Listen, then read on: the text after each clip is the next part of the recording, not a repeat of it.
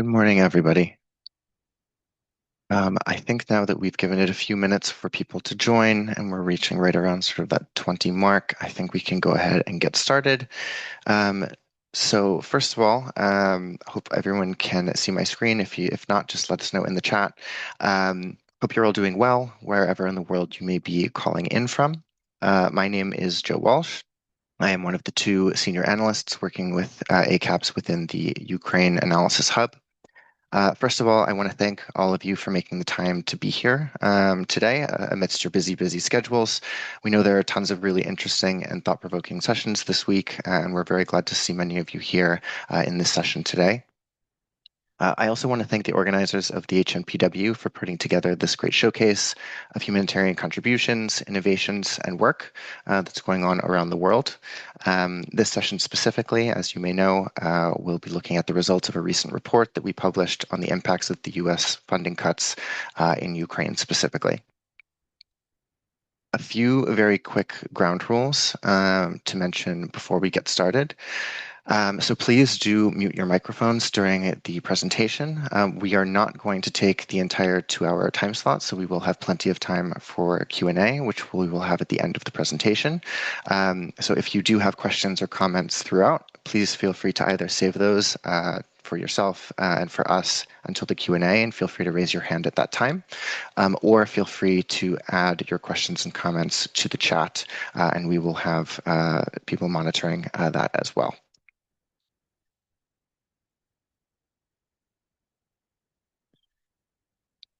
So once again, this session will be looking at the implications of the USAID and US foreign aid cuts on humanitarian, development, and government programs nearly a year following the initial cuts. I'll get into the rationale for this initiative in just a minute, but before we do that, our session today, again, is not going to take the full 2 hours, but probably closer to maybe an hour to an hour and a half, just for your planning purposes. In a moment, I'll give a brief introduction to ACAPS itself as an organization. Then we'll run through some of the main key findings of this report. We'll break down specifically some of the implications for humanitarian funding, policy, and operational implications and considerations that we've seen present themselves over the course of 2025. We'll then touch on some of the cross-cutting impacts in these ways, which impact the ability to work and respond to needs across sectors and regions throughout Ukraine. We'll then move to discussion on impact on development projects and direct government budget support, and the implications of each of these on recovery efforts. And finally, we'll take stock of what this means as we continue to move into 2026. So a very quick introduction. So as I mentioned myself already, I'll be leading the presentation of the report findings, but I also have my colleague Victor, who will be assisting me with some of the facilitation, particularly for the question and answer at the end of the session. Victor is one of our context experts in Ukraine. We lean on him often for his knowledge on the Ukraine context and developments, on everything from politics to the geopolitical situation to war developments and much more. And I want to first really thank Victor for being here today to help with this session.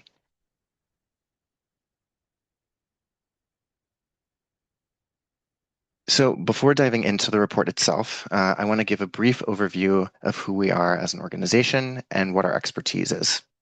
So ACAPS is an international organization that provides independent analysis to support decision makers in the humanitarian sector to make better informed decisions and respond more effectively to crises.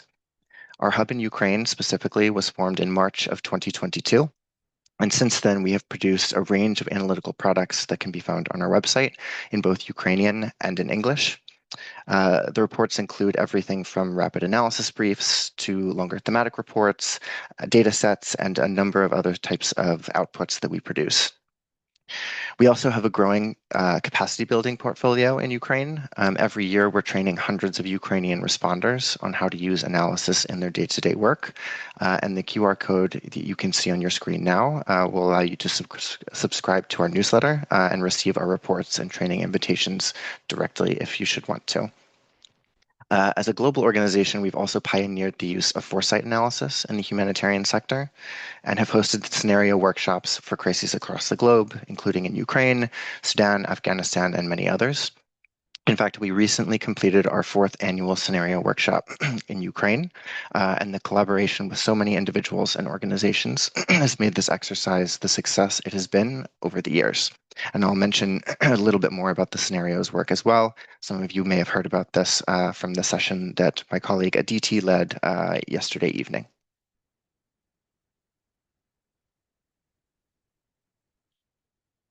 So now that we've covered ACAPS generally, excuse me, let's talk about this report specifically. So some background information. In March of 2025, ACAPS released an initial report on the immediate impacts of the US foreign aid cuts in Ukraine.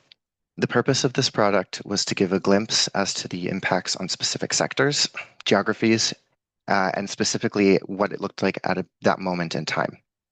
This update, however, which was published at the end of December 2025, is more focused on the longer-term structural impacts of the foreign aid cuts to humanitarian development and government programs, and to see where things stand when 1 year on. This effort was born out of a series of media requests following our initial product in March, asking for an update, as well as to support planning processes for operational actors, donors, and others, both within the humanitarian space, but also the development and other supportive sectors through 2026. One of the major differences between the initial product that we produced and this follow-on was that in March 2025, we utilized data from surveys that had been developed and deployed basically entirely by other organizations working in Ukraine, who then shared their data with us.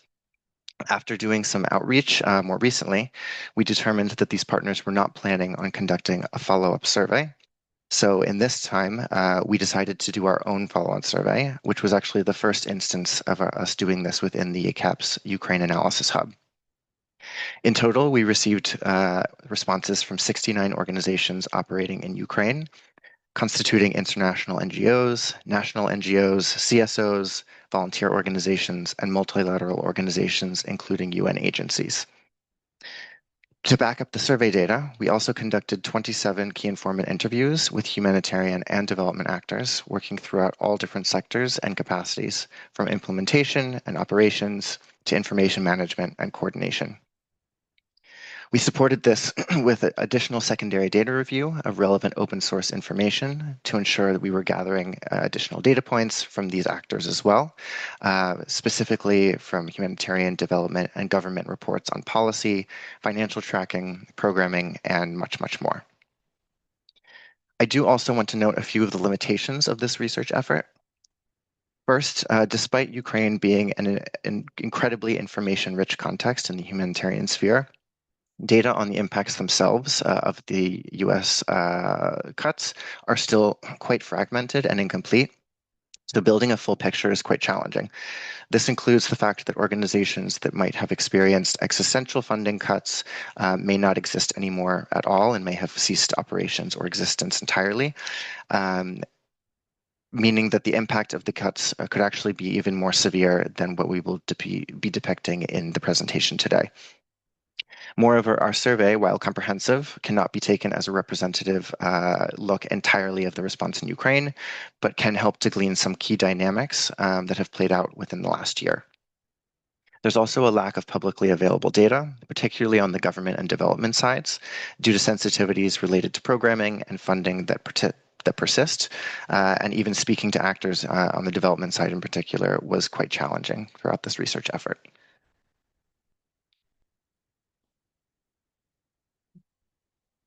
So now moving on to the report itself. So before we dive into the details of this effort, I want to highlight a few of the major themes that have come through quite strongly throughout the research process to keep in the back of your minds as we go through this individual data and the findings throughout the report. So first, what is very clear is that nothing is clear. The status of U.S. assistance remains murky at best, even given recent indications of U.S. government funding allotments set aside for OCHA pooled funds, for example. Exactly how this is actually going to function and to what extent Ukraine will benefit is not entirely certain, though there have been some more recent reports in the last few weeks that have given some clarity. It's still not exactly known how this will actually operationalize itself. The main certainty is that lower funding in the response is here to stay, both given the comparably lower US government funding and decreases from other donor government aid budgets as well, with many of these other donors looking to instead focus on other domestic priorities or military spending, for example. Second, while our first report in March highlighted the immediate shocks and impacts of the funding cuts, this analysis has identified immediate impacts, but has also highlighted that there are significant structural impacts and damage and risks that will continue to emerge in 2026 and far beyond. Third, financial instability within the government of Ukraine and changing foreign donor priorities have the potential to leave major gaps in social assistance capacities, in general, at a time when they're at this highest, when both the government sides and the humanitarian sides are having reduced funding capacities. And finally, just to note this very briefly, the impact of peace talk conversations, regardless of where those may lead, may have implications for further funding should those conversations influence the perceptions as to how funding might be used or the perceptions as to how the situation within Ukraine is continuing to evolve.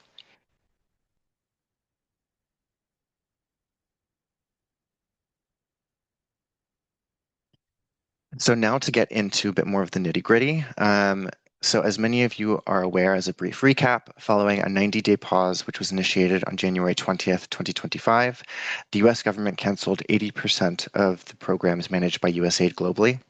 In Ukraine specifically, this accounted for at least 9 BHA programs being terminated and 4 others being placed under longer-term stop work orders still as of June 30th. These programs worked on tons of different efforts, and their disappearance contributed to a $500 million decrease in the overall US government humanitarian spending in 2025 as compared to the previous year in Ukraine alone. What was even more detrimental was that the freezes and closures came suddenly and with no advanced warning, requiring at time organizations and activities to make sudden programming, staffing, and operational changes to account for current liquidity.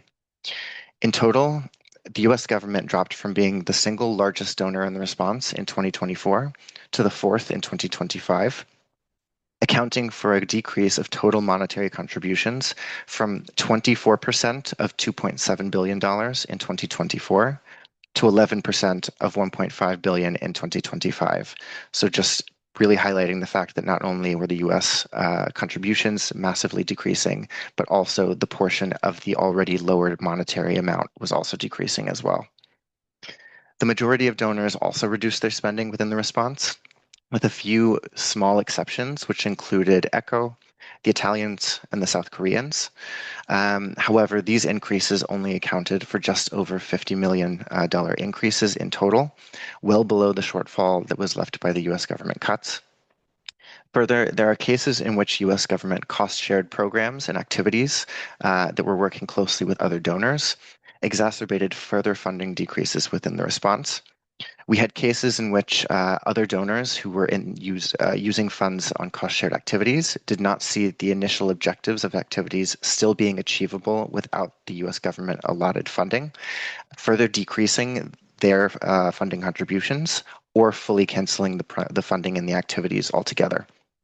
Moreover, the US government funding mechanism and compliance requirements, while strict, were often also more flexible than many other donors. So even if alternative funder was secured by a specific organization, that funding might be more tightly tied to key objectives and not as flexible to the changing context in Ukraine, which we know is quite necessary in operating there.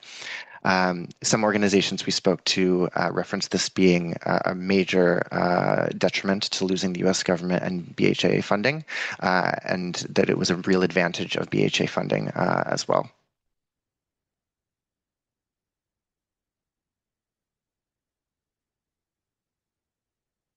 On the policy side, there are 2 major elements to highlight that were either prompted or accelerated by the US funding cuts. So the first was a reprioritization of the HNRP, or the Humanitarian Needs and Response Plan, which was released at the end of April 2025. The reprioritization built on previous, more strict targeting criteria that had actually been starting to be used and developed in 2024, intended to ensure that aid was serving the most vulnerable within the population. But the reprioritization further emphasized these elements based on the sector's new funding reality in mid-2025 and the unlikelihood of reaching original 2025 HNRP targets.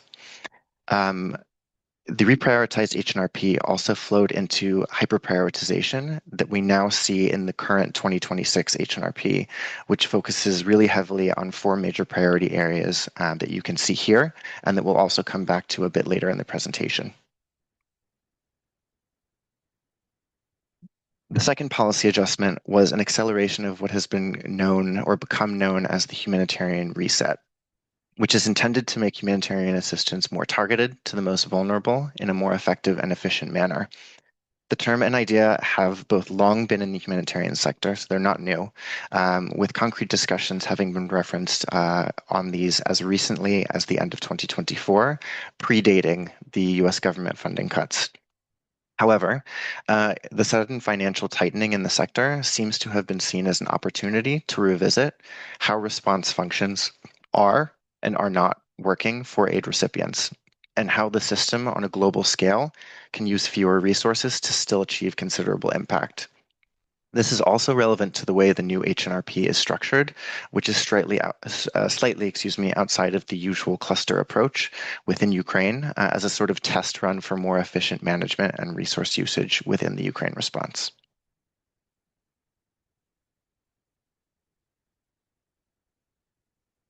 Moving to humanitarian operations, the high-level takeaway is that while organizations did manage to recoup some of their funding, the overall impact on the number of operators and size of programs was impacted across the response, though certainly at different levels and degrees. Based on our survey, 30 of the 69 organizations that we surveyed and responded reported receiving stop work orders or experiencing reduction of funding linked specifically to the US government freeze and cuts. 21 of those 30 organizations reported replacing a portion of their funds, but only one of those reported recouping the entire amount of their grant funding. While some activities were able to restart, the damage was already done due to quick and sudden staffing cuts, activity pauses, and restart costs that were required to continue work, with some actors reporting that they were not seeing some sectoral activities restart as late as August of 2025, which would have been nearly an 8-month gap between pause and restart. Further, small organizations reported significantly lower funding reinstatement rates. In addition, those partners who could continue their work, we also see just a total reduction in the number of partners responding or reporting activities between 2024 and 2025. You can see these exact statistics of that on the screen, but about a 20% total reduction, suggesting that organizations may have had to stop working entirely. Further, small local organizations reported significantly lower funding reinstatement rates, given that small organizations were much less likely to have diversified funding or alternative sources of funding to tap into immediately. It also is important to note that while these statistics come again from organizations that are still functioning to some level at either a funded or a volunteer basis, it's difficult to say how many smaller organizations may have dissolved or stopped working completely, suggesting that damage on operational capacity may be much higher than demonstrated here, as I referenced earlier. Particularly, this impact might be felt in the frontline areas where smaller and more localized partners are more likely to respond and also more often have community connections, which are really crucial for consistent engagement and support, where international organizations may be less likely to go.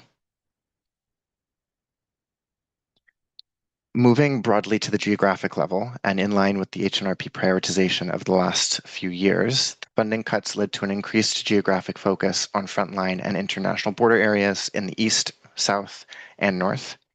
These macro regions, particularly the east and south, were also those to experience the greatest immediate dip in financial and operational coverage, given that incredibly high and severe humanitarian caseloads are focused in those areas. To make up for those gaps, specifically in reach, the west and center regions, which are less prioritized, experienced actually a much higher percentage decrease in the amount of coverage, despite being a much lower number of intended aid recipients, in order to transfer more of that humanitarian capacity to the east and south to make up for lost coverage and resourcing. So just to make it sort of abundantly clear, despite the number of people being able to be reached in the east, south, and north decreasing more substantially, the percentage decrease in the center and west was much sharper in terms of decrease, so that that core capacity could be moved to the higher priority areas where more people and higher needs exist. Further, logistical capacity, particularly in the south, has taken a major hit due to both the closure of Atlas Logistics and also the shrinking of humanitarian organizational logistics capacities throughout the regions. While some of this work has been taken on by other organizations and coordination mechanisms, gaps in storage capacity and logistics more broadly exist, especially in areas that are key for the frontline response. Moving to sectoral impacts, there are four main sectors we're going to speak about in a bit of detail here, given that these demonstrated both the highest levels of negative impacts due to the funding cuts in 2025, as well as the lowest levels of return of funding and capacity as of the writing of this report at the end of December. So not to say that other sectors that are not mentioned here are not impacted negatively, just these are the ones that really came and shown through as the highest risk and most negatively impacted. So to start, the protection sector has seen a drop in the number of active partners by up to 15% compared to 2024. Funding fell to less than 50% of the required amount for initially planned activities as of the beginning of 2025, suggesting that even programs that maintained some operations experienced decreases in coverage or had specific activity types that were phased out or reduced. This is also partially because protection has been one of the sectors that has not rebounded in the same way as other sectors have. And part of this could possibly be attributed to certain types of protection work not being perceived as immediately aligning with US government priorities, even in cases where US government funding did reinstate itself later in 2025. Second is WASH. Funding was reported to be about half the 2024 levels, with about an 18% reported reduction in the number of active WASH partners operating in 2025 compared with the previous year. Like protection, the exact impacts vary slightly based on the type of activity. As a specific example, support for district heating services had a 32% lower reach as of December 2025 compared with all of 2024. Which also coincided with a period of intense cold, increased energy strikes on energy infrastructure, which made this type of support even more crucial.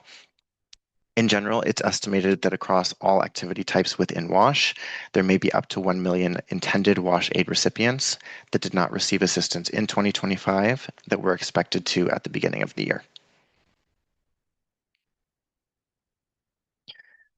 Third, approximately 10 to 15% of shelter responders ceased activities in 2025, while an additional 15% experienced funding cuts exceeding 2/3 of their anticipated budget, disrupting the ability to adequately respond to shelter needs across the country. Moreover, shelter was one of the sectors that was most impacted by the perceptions around aid cuts, given that some shelter repairs had to stop in the middle of work, causing distrust in communities and leaving very physical and visible signs of unfinished activities, which caused some problems also for activities restarting and re-entering communities, again with degrading trust. Moreover, due to the escalating war conditions, increased aerial attacks and shellings in the latter half of 2025 in particular, and the usage of more longer range weapon types, more of the repair needs that we're seeing in the response are falling into the heavy repairs category than previously when more were falling into sort of medium or light repair types, requiring more expensive and complex types of repairs and thus more resources to cover them. Further, amidst increasing shelter needs, reduced resources, and again, the severe winter conditions that we were just recently experiencing. Invincibility points, which are essentially stations that are intended to give easier access to electricity, heating, water, and other resources while they might be scarce, are lacking, unfortunately, as well, given the resourcing needs, which has additional implications for exacerbating shelter, health, and protection needs as well. Finally, the health sector has experienced compounding impacts, not only due directly to the funding cuts, but also from unaddressed needs in other sectors, such as shelter, which have implications especially for those with chronic health and other health conditions. The sector was majorly impacted by previously mentioned closure of Atlas Logistics and logistical downturns across the response of organizations working nationwide. Current health requests exceed the collective response capacity of humanitarian actors working in the sector, according to key informants as well. And when coupled with the declining ability of the Ukraine government in terms of social and civilian services due to their own budgetary constraints, which we will come back to later in the presentation, this suggests an overall dire situation in terms of health responsiveness. To note just a few other small things about sectors, but maybe not go quite as much in detail. So cash-based interventions, which have been quite widespread and meaningfully used within the response in Ukraine, did not actually seem to experience the same level of disruptions as other modalities. This is in part because cash programming cycles, particularly through the US government-funded channels, aligned with the timing of the initial freeze in that there were not a lot of new registrations ongoing or in progress, and small remaining caseloads prior to the start of new activities, as many of the projects had end dates kind of around the end of the first quarter of 2025. However, the main sort of pain point here is that for cash especially, there were really extended timelines for cash actors to restart their projects, while some of them mentioned not operationalizing fully again until as late as August. So this was one of the sectors where sort of an 8-month gap between pause and restart really had implications for the ability to phase back up into large-scale cash delivery. To note briefly as well, there may be further impacts to cash sector in 2026, as possible terminations or non-extensions of some major cash programs are possible in the first half of this year. There are some new grants and activity allocations from the US government that have been announced, as I mentioned, the OCHA pool funds earlier, as well as a couple of other humanitarian allocations being possible. These may, in part, be used to replace some cash type activities, but this is uncertain and we'll revisit this a bit later. When it comes to logistics, as mentioned previously, the closure of Atlas Logistics and the severe disruption to organizational transport, storage, and deliveries for organizations throughout the response was impacted, especially in the east and south, beyond just the health impacts that I mentioned a few minutes ago. With logistical capacity through humanitarian operators in Ukraine accounting for a reduction of at least 50 facilities, which you can imagine is quite substantial. While some of this operational capacity was able to be recovered by partners and coordination teams, the longer-term likelihood of maintaining these under current resourcing seems quite unlikely, especially as we're looking forward to, into the rest of 2026. Last, on the sector level, while food security and livelihoods activities were canceled in some locations, the total reach to populations and to aid beneficiaries did not seem to be impacted on a large scale, though northern oblasts in Sumska and Chernihivska and Odessa specifically in the south seemed to be the most severely impacted.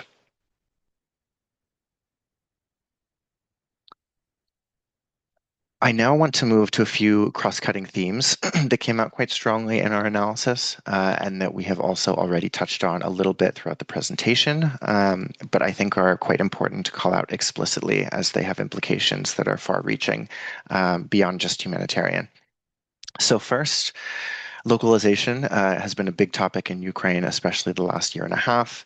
Um, in general, when it comes to organizational ability to withstand the financial shock associated with the US government cuts, international organizations and larger organizations demonstrated a much greater ability to survive and manage both the short and longer term shocks to operations and liquidity. Small organizations, especially small local organizations, particularly those with 10 staff or fewer, were the most vulnerable in this sense.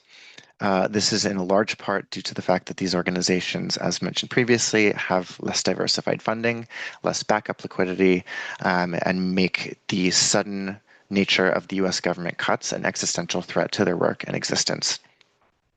Having said that, these organizations also were able to use this financial shock in some cases as a way to reprioritize their work, either on the sector level or the geographic level, to make sure that what they were doing was really, really, really targeted and specifically working in line with the rest of the coordination in the response.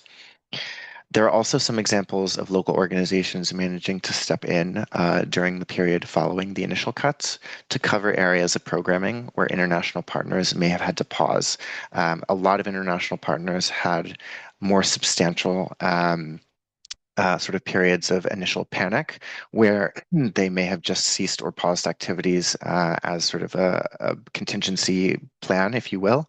And in some cases, these local partners could step in and take over at least small bits of that caseload. International organizations, while still experiencing significant impacts, were much more likely to retain or regain more of their funding, as well as to be able to lean on funding from other grants to cover caseloads, activities, and/or staff salaries. Additionally, local organizations explicitly referenced increased competition for new grants as a key component that had been driven specifically by the US government funding cuts. On the inclusion of local perspectives element of localization, the funding constraints also had major impacts on certain functions that enable better and more proactive incorporation of local voices in coordination fora. So translation and interpretation, for example, were often cut. The number of complaint and feedback mechanisms, which are used to ensure that local perspectives of aid recipients are being incorporated into planning and prioritization, the number of those decreased, and national staff positions within coordination platforms were often either cut entirely or made redundant in some way due to shrinking team sizes. On the level of assistance provision and incorporating accountability, there were also cases of reported mismatches between assistance delivered and required or wanted by the community, in part due to a lack of functioning and proactive accountability mechanisms that I just mentioned, and also due to organizations only having certain types of assistance available, regardless of the community needs. Just to note, while this is something that seems to have been present prior to the funding cuts, it was highlighted as having been exacerbated due to the resource constraints that organizations are working with in the response. The next cross-cutting issue to highlight is information management capacities. So half of our survey respondents who experienced funding cuts reported disruptions to their information management and data collection capabilities due to the US government funding cuts. This revealed itself in multiple ways, including having to cut information management or data collection positions and staff, combining them sometimes into a single position, which, as we know, often would lead to burnout or overwork or anything like that. Organizations also took the approach to, say, adjust data collection approaches for cheaper alternatives, such as using phone or online data collection instead of in person. In general, there's quite a clear trend that can be seen on the information management and data collection front.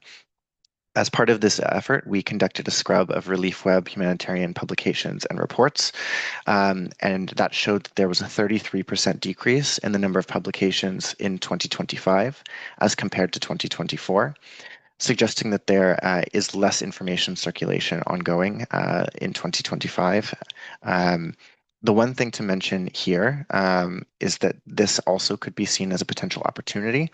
As mentioned previously, the Ukraine response has been incredibly information rich, And one of the things that has been often used or mentioned as sort of a weakness is the lack of good and strong collaboration and communication and synergy in terms of sharing information, using information better to make it more than its parts, essentially.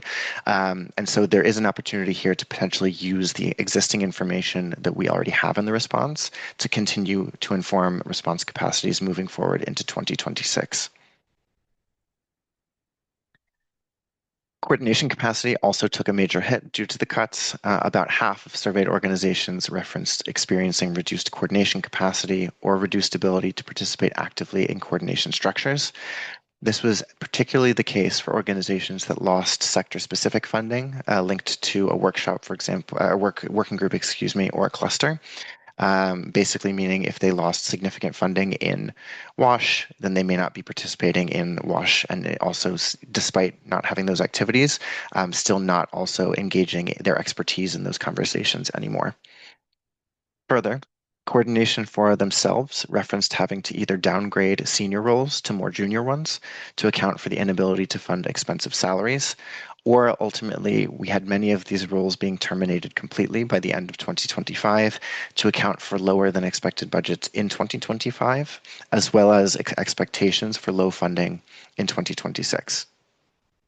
Further, linking back to the previous discussion on translation in the localization section, this was reported to be one of the first costs to be cut, which also creates barriers for increased local engagement and coordination conversations and decision making, despite the response really heavily leaning on and wanting to involve local organizations and perspectives. This does create a barrier due to the lack of resources. Finally, the last cross-cutting topic to address on the humanitarian side is winterization. So planning for winter activities tend to start quite early in the year, so often even as early as May or June, which in 2025 was a time during the year when some actors were still grappling with their frozen funding and activities, with some organizations again reporting not restarting some activities until as late as August. This really has huge implications not only for these organizations and partners being involved in the preparation and the design and development of the winterization response, but also in terms of the response capacity for winterization activities. As of the end of November 2025, around 66% of both target reach and funding requirements had been met.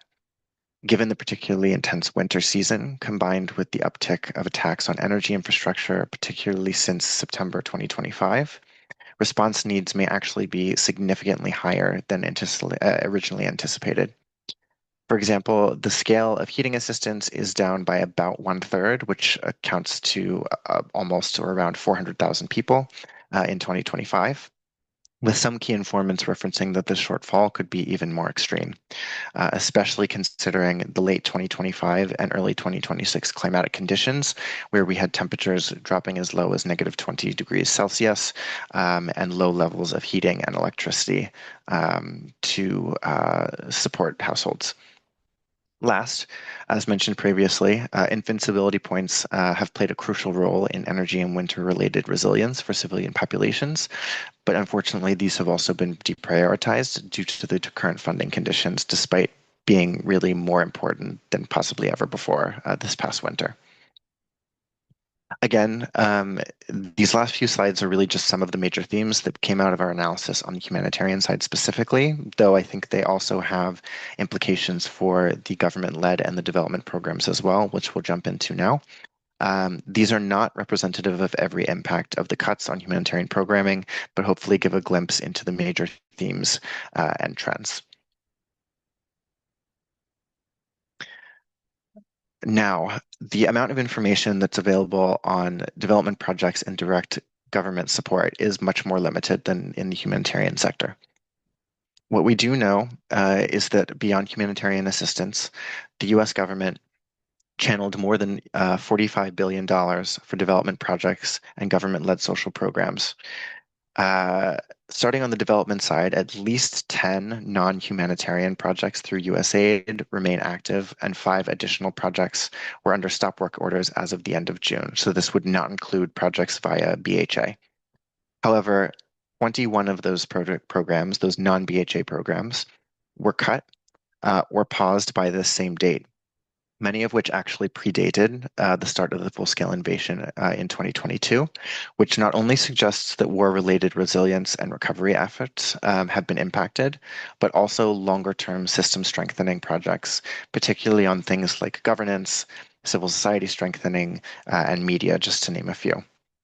Among the most significant terminations was the Energy Security Project, which was USAID's largest non-humanitarian program, constituting $920 million, and which provided critical support for Ukraine's energy sector. A substantial portion of that budget was used post-February 2022. Given the energy crisis that the country has been experiencing these last few months, due both to the harsh winter and the escalated energy infrastructure strikes, this suggests that the rehabilitation and restoration capacities may also be significantly hindered, further compounding the overall vulnerability of the energy grid and thus the civilian population.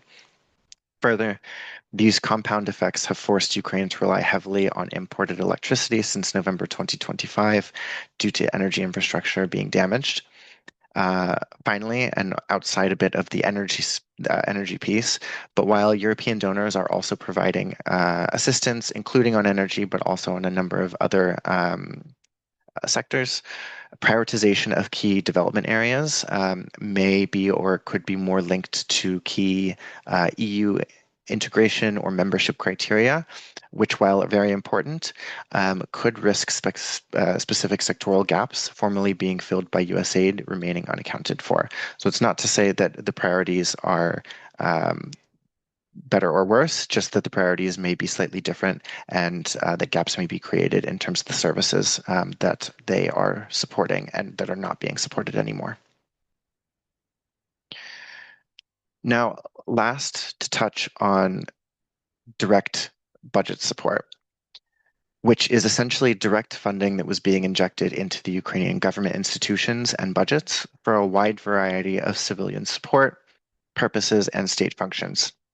So the US has traditionally, or had traditionally, been a major provider of this type of support through the end of 2024, accounting for at least $30 billion. This supported everything from salaries in the health and education sectors to energy rehabilitation to other social services. However, last publicly available disbursement of these funds was at the end of 2024, with no immediate evidence that it continued in 2025. The European Union has stepped up to provide budgetary support for 2 years, given the $45 billion shortfall for social and civilian services that is expected in Ukraine in 2026, but this is not going to meet the overall needs and account for that entire gap. Alongside the restructuring and tightening funding in the humanitarian development spheres, there's likely to be an increasingly wide gap between social coverage of the government programs and the humanitarian and development initiatives, given that both sides of this equation are being forced to be more targeted. We can see this already playing out in the 4 priority areas within the new 2026 HNRP, which we showed earlier, but quickly, those are focusing on frontline areas, evacuations and displacement, response after strikes, and humanitarian protection initiatives. Moreover, the type of support that the US was providing was quite unique in that it was largely grants as compared to loans, which constitute a much higher portion of EU funding and have different strings attached. So in summation on the direct budget support piece, the main message here is that the US funding gaps are leaving Ukraine to face short and longer term liquidity risks beyond just its war financing. We hear a lot about the military support, but this also has many flow down impacts for civilian services, especially considering that we are seeing decreased support of services on the humanitarian development side as well. And last, so what does the funding contraction mean in the broader context of the war, humanitarian response, and geopolitical context globally as we move forward? The effect of the US cuts is compounding, and there is careful interplay to consider with the geopolitical and financial positions of Ukraine and other donor countries, the wartime conditions, including the movement of the front line and evolving and new types of warfare because of evolving technology and strategic initiatives, climatic conditions, and much, much more.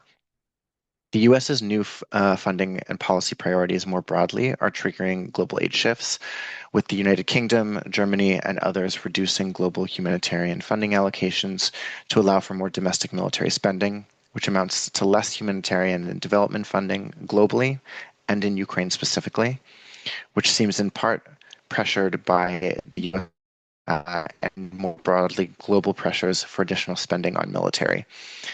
Further, while the US government did announce at the end of 2025 that it will provide $2 billion in foreign aid through OCHA pooled funds globally, this amount pales in comparison to the $17 billion that they previously provided. To put this also into perspective, so this global allocation is less than the total financial amount listed for coverage of humanitarian needs within the 2026 HNRP only in Ukraine. That amount is 2.3 billion, and the hyper-prioritized amount is 2 billion, which is equivalent to the total amount the US is pledging via the OCHA pooled funds. The good news is that Ukraine is among the 17 countries that are eligible for this assistance.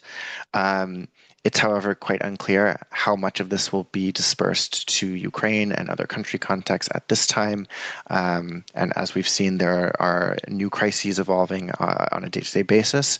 And so the distribution of this funding could change day by day, or the planning of this distribution could change day by day.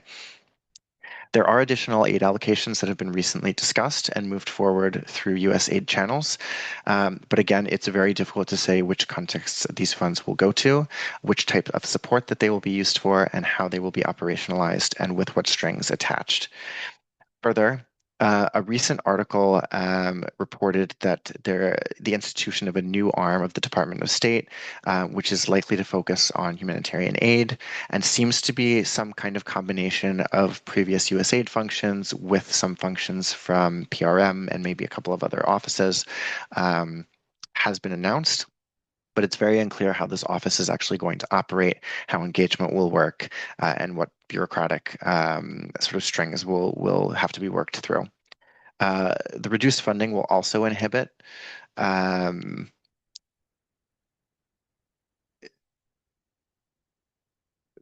apologies. The reduced funding will also inhibit the ability of multilateral organizations, including the UN, to act as stabilizers across crises and maintain consistent support in crisis zones. Further, funding constraints on humanitarian development and/or government budget support will continue to contribute to a further widening gap in unmet needs.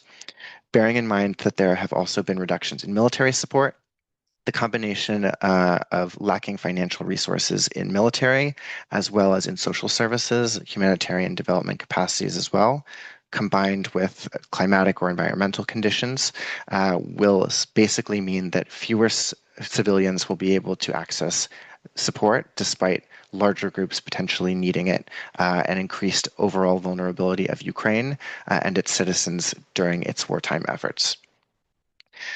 Additionally, while the status of peace talks is still quite uncertain, and I won't go too far into this, they still have become a more front-facing and central topic since the latter stages of 2025. It's possible that continued discussion of peace talks could influence perceptions of financial risk and political necessity, which might be varied across different donors, giving varying domestic priorities. Moreover, the perception that peace talks are advancing, whether true or not, may lead to the perception that the context is or is soon to be becoming less volatile, and may also have implications for influencing withdrawals from aid initiatives, prompting confusion or blurring lines of humanitarian and development efforts, which could also lead to additional gaps in coverage. I do very quickly, which is not listed on the slides or in this presentation, want to acknowledge also the events of the last few days between the US, Israel, Iran, and other countries in the Middle East. How this continued development in the coming days and weeks will also have snowball implications for how the US, EU, and other donors maneuver their military and their humanitarian support is really unclear at this point, and how those will have implications for developments between Ukraine and Russia and the humanitarian support in the coming weeks and months. So with that, that wraps it up for the presentation part of the webinar. We can now move to the question and answer. Before maybe moving fully to that and handing it over to Victor to facilitate that session, I would just like to say a very big thank you to everyone who joined us today, and also give a very big thank you to those who participated in all of our different data collection efforts, whether it was our key informant interviews, our surveys, or anything else. We really cannot do this type of cross-cutting analysis without all of the insights and conversations with partners and other individuals, and we really appreciate your involvement. And with that, I think I'll hand things over to Victor for any questions. Thank you, Joe.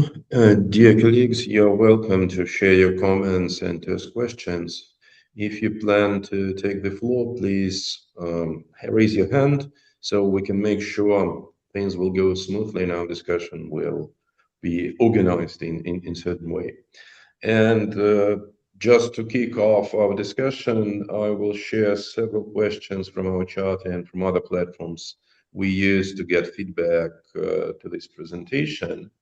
The first one is, you've shared some issues that you faced while collecting data and analyzing them in your research. Can you expand on specific issues with methodology for development and government support domains? Sure, and I think this is one of the areas that was most challenging, to be honest, for us, given a few different things. So we really wanted to have sort of a 360 view as to the entire sort of context and how each sort of piece and an angle was impacted specifically by the U.S. government aid cuts. What became quite clear is that especially for organizations that were on the development side, number one, and that were very sizably linked to either USAID funding or that were American organizations that were based in the US. These partners, I think, were really hesitant, shall we say, to speak with us. And so we kind of had to go back to the drawing board, especially on the development side, and think through, okay, if we don't get to have some really clear, concerted, and proactive conversations with development actors, where do we get this information? And so we were trying to sort of use a balancing effort, if you will, between a number of different sort of secondary data areas. So specifically, we were using lots of reports from the Office of the Inspector General, which is right out of the U.S. government, which has, in some ways, some of the most clear figures that we can get and deduce. However, in every government, non-government, NGO, and whatnot publication, there are obviously certain information that is being provided and certain information that is not being provided. And there are reasons for that on both sides.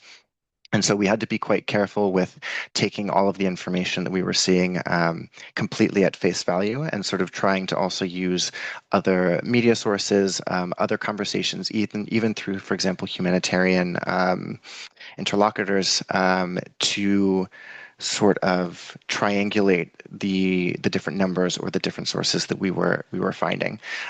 In terms of the methodology on the humanitarian side, I think it was a lot more clear.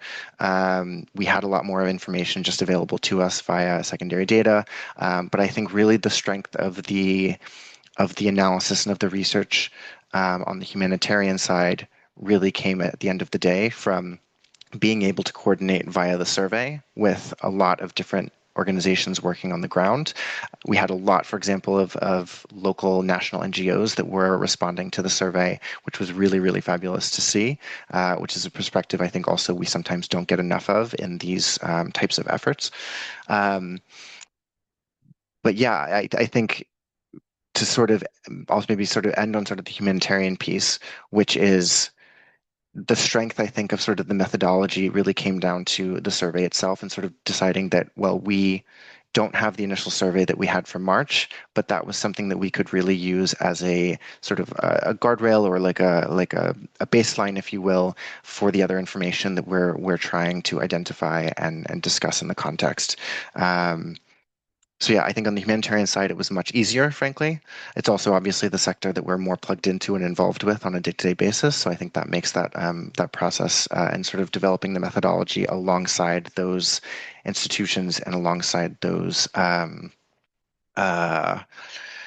coordination for and organizations a bit easier. The development side was incredibly tricky, as was the government side, and we really had to rely largely, again, as I said, on the secondary information that we were able to pull, and some really key experts and expertise that have really great insights on that side of things. There's question also related to the survey itself. In our chart, are you planning similar analysis for Ukraine for the current year? I guess for 2026. It's a really good question. So I would say I can't say definitively that the answer is yes. I think we would love to continue doing these sorts of efforts. I think, even from an analytical perspective, frankly, for us going through the research, this was really quite interesting, and it really, I think, brought out quite different and new types of information as opposed to the effort that we did in March of 2025. What I will say is we don't have any immediate plans or something sort of like already in the pipeline to do an update or sort of another look at this. However, we are definitely always sort of keeping our eyes and our ears out for what people would be interested in seeing. We do have a bit of flexibility in that regard outside of some of our sort of regular products. And so I will make a mental note that this question was coming up during the session today, and we'll definitely feed this back into the team. And so I can't say definitively the answer is yes, but we've definitely received a little bit of interest for something either kind of similar to this report in terms of a sort of funding update, or looking maybe more broadly in terms of the humanitarian funding space, with reductions happening, obviously, in multiple avenues and through multiple donors. So the answer is not yes, we are absolutely doing this, but we're certainly open to possibly doing this again in some way, shape, or form this year. Dear colleagues, we will definitely appreciate your questions and your participation from those immediately present in this discussion. And for now, we have another question. You mentioned about US government plans for humanitarian assistance for the year of 2026, in particular about 2 billion allocated for the United Nations programs. What's your opinion on the impact this decision may have for international and Ukrainian government response in humanitarian area? That's a very good and very big question, Victor. So I think the first, and I hate to lean back on the sort something I mentioned sort of at the beginning of the presentation, but really leaning on the fact that we really know very little, and there's a lot that we know that we don't know, sort of these known unknowns, if you will. And so that's the first thing I will say. I will say also, number two, is that I think if we've learned anything about the current U.S. administration over the course of 2025 and in the first few months of 2026, that unpredictability is the name of the game, for better or for worse, in the way that sort of a lot of this is operationalizing itself. Now, having said that, obviously that does not mean that there is total unpredictability as to the US government more broadly, because there are still, arms of the government institutions that I think really do still have considerable interest in support for Ukraine. Now, I think the bigger question there is how does that actually um, come to fruition, especially when considering military support and humanitarian support. And so I can't, I'm not a crystal ball by any means, but I think initial indications in terms of the percentage decrease in the amount of funding that the US is expecting to designate to humanitarian spending in Ukraine, but also just globally. Um, it's hard for me to think that the funding will completely go away from the US, as I do think that um, the response specifically in Ukraine is still a very high priority one. But I do also have, based on initial indications, the perception that I think the military spending is going to be probably much more prioritized. I know that obviously for a large portion of 2025, the US had more or less cut off its military spending for support of Ukraine for large parts of the year. We do now know that there are some mechanisms, such as the NATO Pearl, which are basically being used for certain NATO allies and a couple of other countries to basically be able to purchase US defense and weapons and then transition those to Ukraine. So there's sort of new mechanisms that are coming out on the foreign military assistance side that suggest that military assistance to some degree is here to stay. Um, but to what degree that will happen is very hard to say. To what degree that will also continue to take priority over humanitarian spending, I think is hard to say. But I think maybe the one thing that is unfortunately quite clear is that at least in the next few years, I think it would be very hard to imagine that the US government, with all of its very geopolitical priorities, that it will return to humanitarian funding, even at levels slightly comparable to what we're receiving, we're seeing in especially 2022, 2023, and 2024. That goes to Darina Ivchenko, please. Hi everyone. Hi Joseph. Thank you very much for this amazing presentation. My name is Darina Ivchenko. I work as a Deputy Director for Programs at Ukrainian NGOs.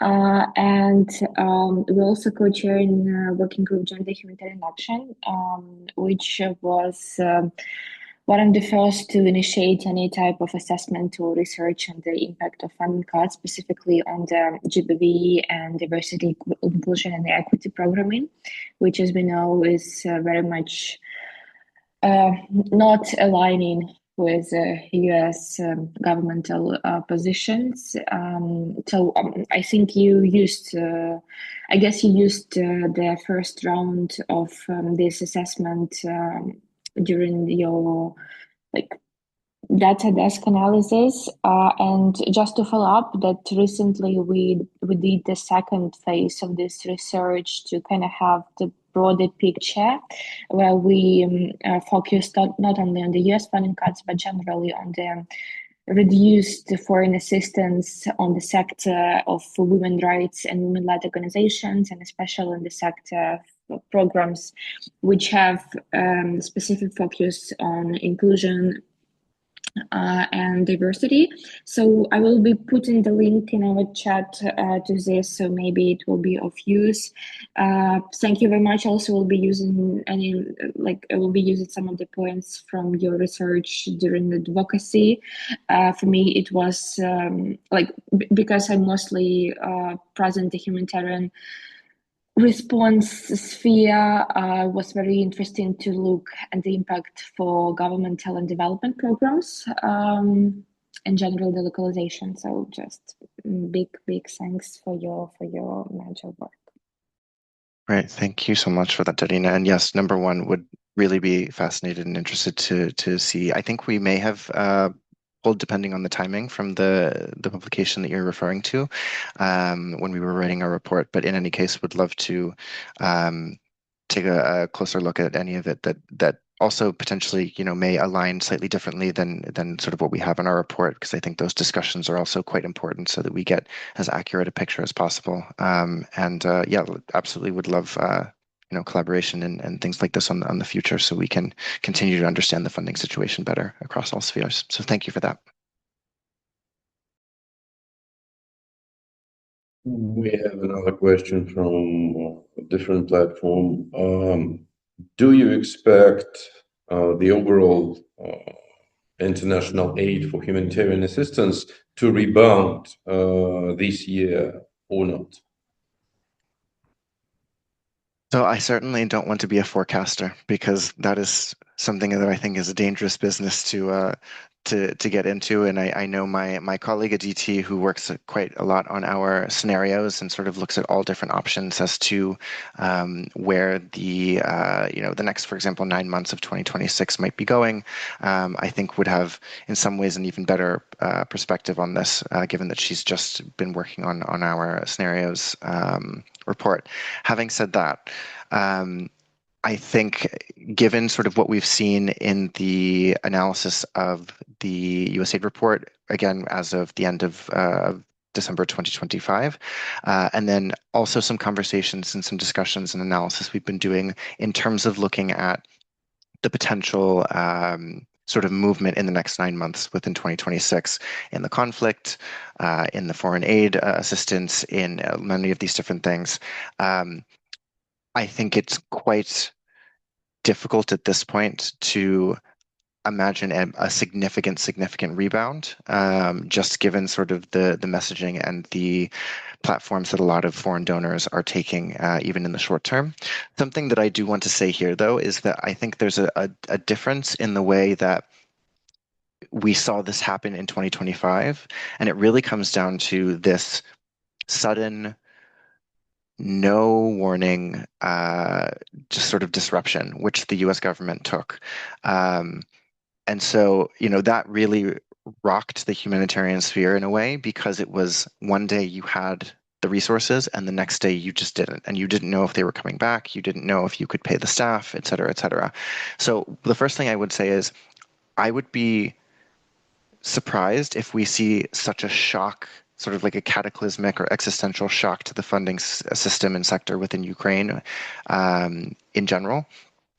I think once the main donors, and I know many of them already have, but some of them are still making their decisions around sort of finding final funding allocations throughout 2026. I think once we know what those look like, I think those amounts are likely here to stay through 2026. And so I think we'll have at least a relatively sound and consistent view of what things will look like on the funding levels, at least. If there's, for example, some major change in the context that requires increased funding, that may occur. But my point is to sort of more so, I think the levels we're seeing now would be sustained. So I'm not saying I don't think we would see, say, a major collapse of the humanitarian funding in Ukraine in the middle of summer or something like that. Having said that, what does this conversation and this question mean for when we then move into the beginning of 2027? I think is a very different question, because I think we'll be at a very sort of different geopolitical moment in time. It's very possible that donor governments will decide for one reason or another that they need to even more heavily prioritize domestic spending, or there could be additional humanitarian priorities elsewhere in the world that could also take attention. I think the one exception to this is that I think Europe is likely to be a quite significant and consistent partner, especially considering the geopolitical closeness and whatnot of the conflict in Ukraine to Europe in general and to the EU in general. Yes, there are obviously some political movements and elections and things of that nature in key European countries that I think could have implications for that. But I think overall, in the next year specifically, we're not likely to see any sort of cataclysmic or a shift in the donor landscape. I also wouldn't say that we're going to see a massive increase back to the previous levels. I think we're potentially just in a different sort of geopolitical moment that assigns to a very different sort of financial spending strategy for a lot of donors.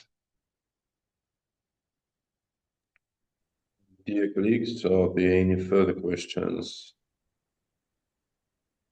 Then the last one from my side is in certain ways narrowing down the previous question about potential rebound.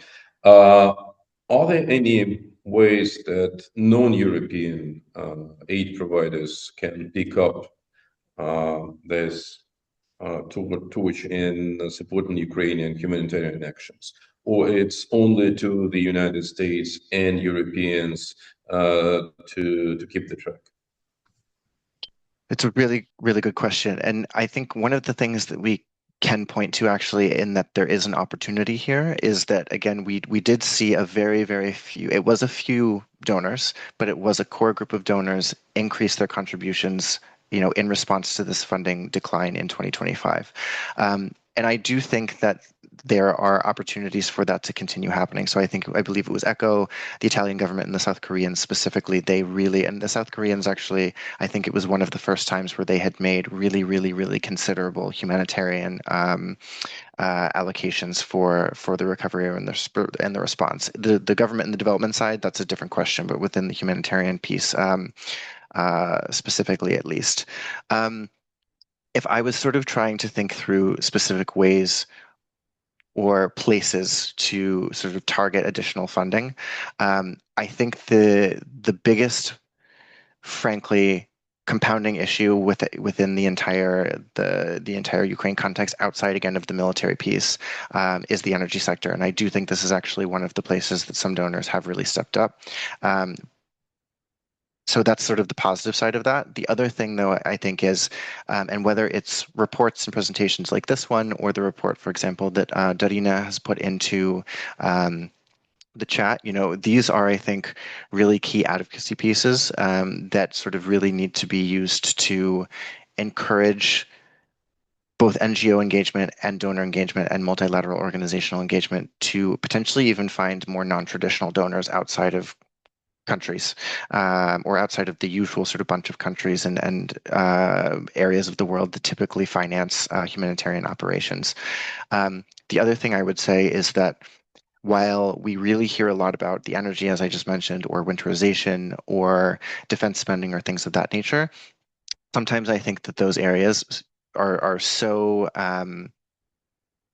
primary that they sort of cover up some of the other areas that might be really considerable in terms of needs. And so, a few of the sectors, for example, that I mentioned earlier, especially the protection sector, which I think is one that's really unfortunate that it's been so deprioritized in so many ways, is one area, for example, where I think these sorts of products and these sorts of research efforts could really be used for concrete advocacy through those channels.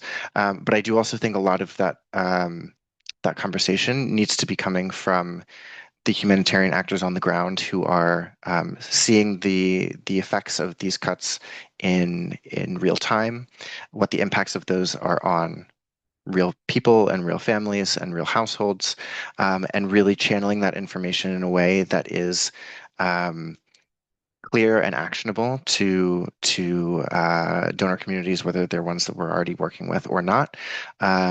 And obviously working hopefully with organizations like ourselves that hopefully can help to provide the evidence base for those key messages that can prompt additional resourcing and activities, if you will. Thank you, Joe. It looks like we did wrap up our discussion, so I'm giving the floor back to you to conclude our today's event. Great, thank you, Victor. So yes, just very, very last minute. So a couple of things to mention. So first of all, I'd really like to thank everyone for attending again today. The work that we did on this research effort was incredibly collaborative. So I want to give a special thank you to everyone who has been involved. As you can see on the screen now, I encourage you to check out either or both of these QR codes. So on the left, you can find our newsletter, and on the right, you can find the English version of the report.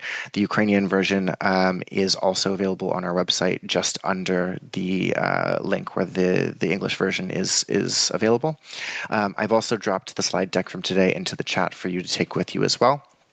I do want to highlight just one more thing that I mentioned very briefly earlier. So as you may know, my colleague Aditi prepared and presented the initial results of our 2026 Ukraine scenarios analysis. This was at an HNPW session yesterday. This looks at what might happen in Ukraine in 2026. If you missed that session, the full report is going to be out at the end of March and will be available on our website at that point. It will include a list of indicators that you can use to actively monitor the context over the next 9 months, and it will allow you to assess which scenario we are heading towards so your organization can prepare as well. We've already done the hard work of determining what the outcomes will look like and how it will play out in different regions, but we also need to be vigilant and have to continue monitoring the context to see which scenario we might be heading towards. There will also be sessions in the future that will look at contingency planning that will be in partnership with INSO, using the scenarios as a basis for sort of how we can prepare for those. And I bring this up partially because the humanitarian funding element appears throughout the scenarios presentation that was done yesterday and will be in the report that's published at the end of the month as well, because this is a major compounding factor for the humanitarian response and the Ukraine response more broadly. Last but not least, I believe my colleague Evans has dropped in the feedback survey into the chat for if you wouldn't mind and have a time, it should only take a few minutes. If you can click on that link, and that will take you to a feedback survey on today's session. Please feel free to let us know what you enjoyed, what you didn't enjoy, anything you would like changed or improved, and also if you have any suggestions as to future work or presentations, that would be greatly appreciated. And with that, I think we can wrap up. I want to give a huge thank you to Victor again for helping to facilitate the Q&A. Really, really appreciate it. Also to Evans.